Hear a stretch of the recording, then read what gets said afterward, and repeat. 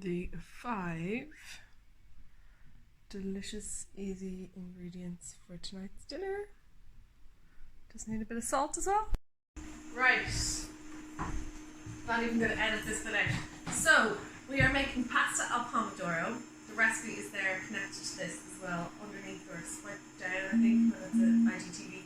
I am doing it with Bridie's wine chats. So she has gotten for this Chianti Classico, and she asked me to pair a dish with it. I did a lot of research and looked into, I knew I definitely wanted to do Italian, I wanted to do something in the area, looked into this dish, or looked into the wine first, and a lot that came up was the tomatoes, just tomato sauce or tomatoes, the tang, especially with the Classico because it's young. So Brian will talk to you more about that. I am doing a very classic dish from Tuscany called pasta al pomodoro or pasta al pomodorino if you use little cherry tomatoes, which we're doing today. But I'm also adding a little bit of guanciale, which is a cured cheek. You can put in pancetta or something. You don't have to. I just really like that addition in here. And literally going to fry those in a very hot pan.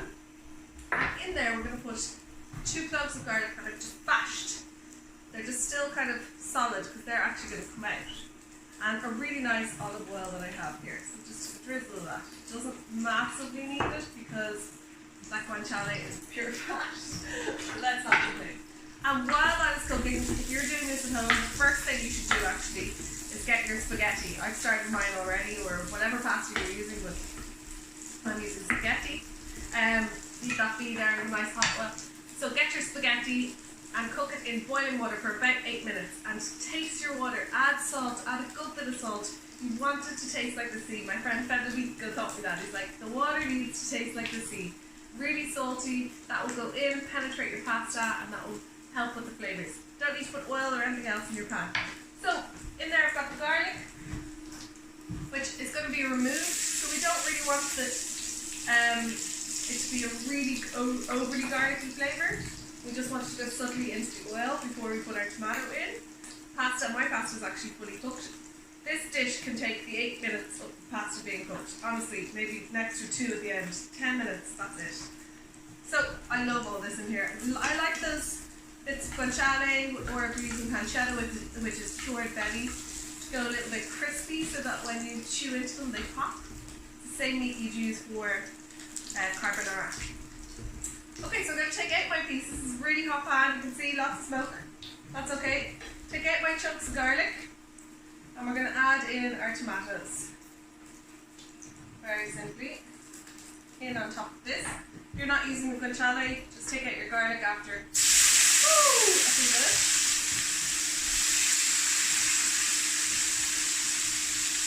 That's it. We're going to do a little top.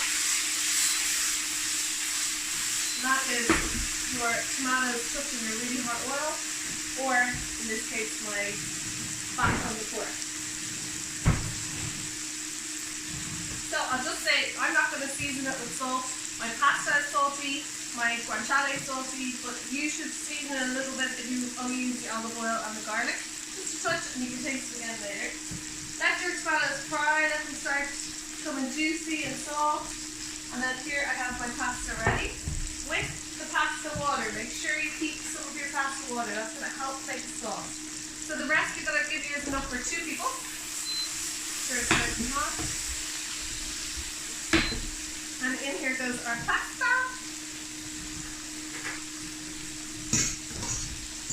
A lot of pasta. Here's the slide. And I actually have a little bit of pasta water, so I'm actually putting that all in there. Perfect. Pasta water is going to cook in the gluten. Is going to start coming out of that pasta water because it was in the spaghetti. That's going to mix with your tomatoes, still on a really high heat. And this is essentially your sauce. So we'll keep cooking for another few minutes. Maybe 2 more minutes. Give it a taste. Taste one of your tomatoes. Taste a little bit of pasta. Make sure it is nice and hot and salted enough. I'm always doing that, am I?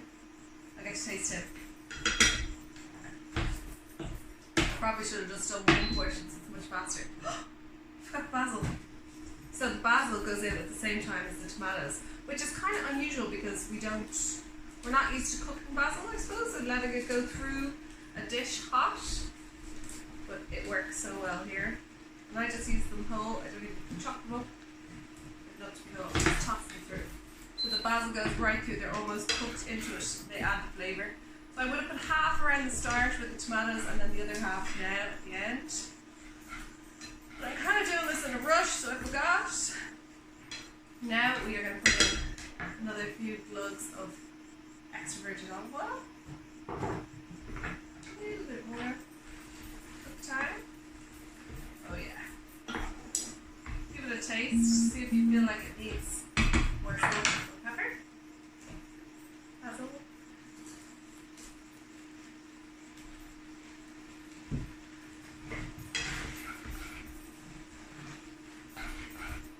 Smells so good. You gonna taste it?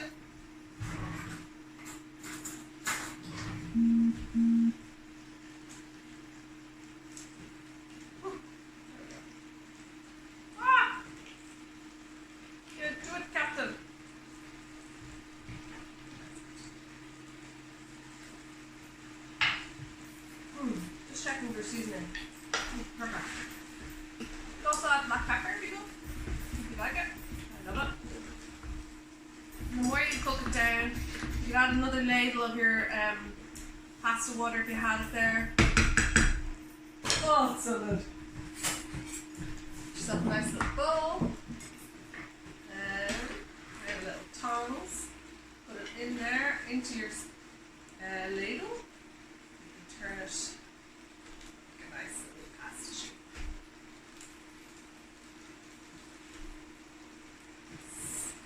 Have that little turn.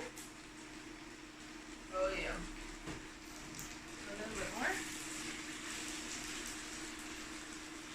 That's what you want to hear. My tongue is really working. That's okay.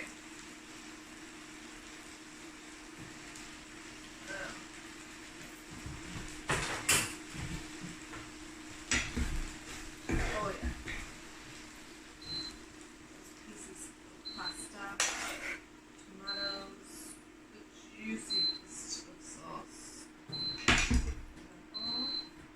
Now, if you want, you can add the parmesan, add a little bit more olive oil, and I love parmesan, so I am going to shop.